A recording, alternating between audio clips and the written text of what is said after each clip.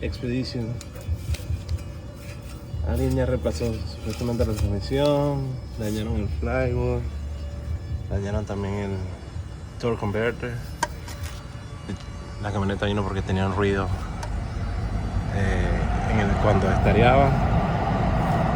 Ya le habían reemplazado el starter. Quitamos el starter, inspeccionamos y nos dimos cuenta que los dientes por dentro estaban dañados, igual los del starter. Cuando desarmamos nos damos cuenta que el flywheel está roto. Ya estaba presupuestado, pero lo que sí no estaba presupuestado era el torque converter. Expedition.